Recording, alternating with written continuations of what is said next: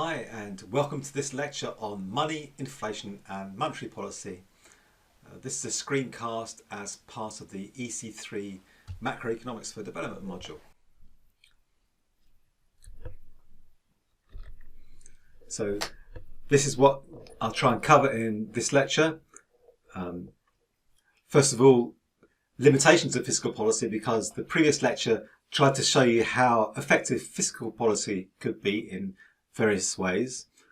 So of course the question is, well, why do you need monetary policy? And the answer is because in some circumstances there are limitations to fiscal policy. And then, similar to the last lecture, we'll start with, well, what exactly do I mean by monetary policy, including some concrete examples. We'll complete this model that I started in the last lecture through looking at fiscal policy. We'll complete it by looking at how you can apply that to monetary policy. And then we'll come into the third model of my sequence of lectures, the ADAS model, aggregate demand, aggregate supply. And then we'll start looking at the effects of inflation on the economy and the people inside the economy, more importantly. So first of all then, why? What's wrong with fiscal policy? What are the limitations there? Well, here are some figures that to give you a flavour of this.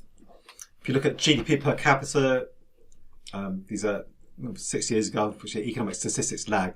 You can get them up to 18 now. Look at the difference. Burkina Faso, $704 per person per year, compared to Malaysia, high middle income country, and UK, obviously a wealthy country, 46,000 compared to 704 per year. Now, of course, government spending mostly ultimately comes from the people. So if the people are earning this, then you can afford to spend a whole bunch of money. And there's political arguments about how much you spend, but it's going to be big. As opposed to if Burkina Faso, you've got $704 to live your year on, how much of that are you going to be better afford to give the government to spend on services? And the answer is $100 a year. So you think what governments in Western developed economies, even in Malaysia, do with $2,000 per year. In the poorer countries in sub-Saharan Africa, they're doing it like $100 or $200 a year. That's what they can offer in terms of doing things, in terms of fiscal policy. Another way of looking at that is as percentage. Remember, fiscal policy works by manipulating short-term economic demand, so year to year. So in the UK, it's around 40%, some years slightly more than that. So it's a big chunk of demand. Malaysia is still pretty big, 20%. Paraguay, again, about 20%, 1 in 5. But it's less, so it's a smaller fraction of spending. Still, it's more than 10%, so it's worth doing. But not only is it a very low level of spending, but it's much smaller share. And as a percentage of GDP, 5.7, 3.3, 2.0.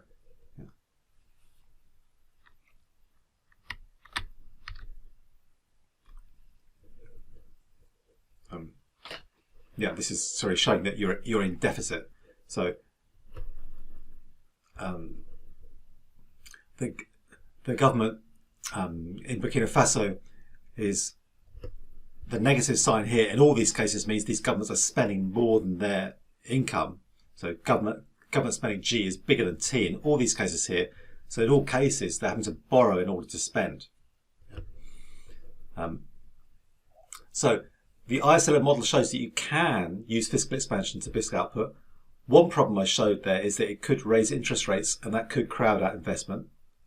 But there's these other level of problems that poor countries are also in deficit and they need to borrow the same as UK does to increase spending, but it's much, much harder to borrow when you're in a very poor country than it is. Because the UK government, whenever you think about borrowing to spend, it's much easier to do than it is in Paraguay or Malaysia or Burkina.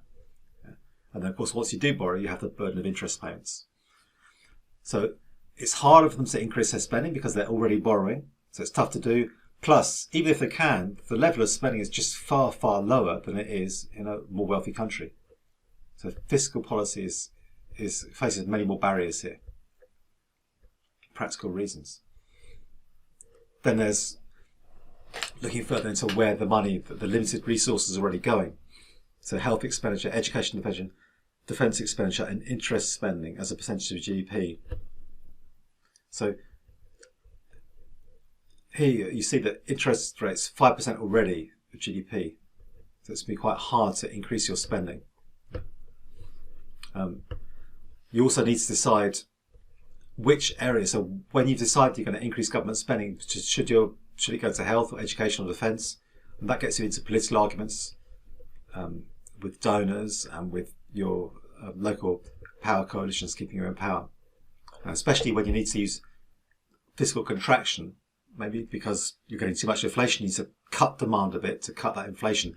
Then these very hard strapped areas, which ones are you going to cut first?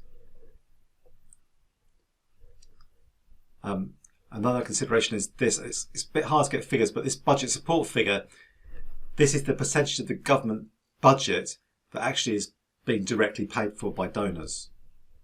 So in some sub-Saharan African countries, it got up to 25%. So unlike in the UK, if Rishi Sunak says, hey, we're going to have an increase of government spending to bail out the guys that are having problems with coronavirus, you can just do it. No problem. Whereas if the finance minister in Burkina Faso wants to do it, as part of that decision, they've got to go and negotiate with people that are supplying the Paris Club donors, the European donors, the Americans that are directly supplying their money. They need to persuade them that it's a good idea to put this money in. So you haven't got so much independence. You've got to consider the view of donors. So there are these three main reasons why fiscal policy could be limited. Because of the crowding out investment that applies everywhere.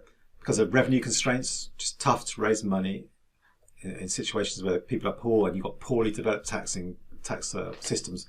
And also aid dependence. A lot of your money is coming from aid. You've got to persuade the donors that it's a good idea to spend it. So there are problems with that. So you need to have an alternative, and the main alternative is monetary policy.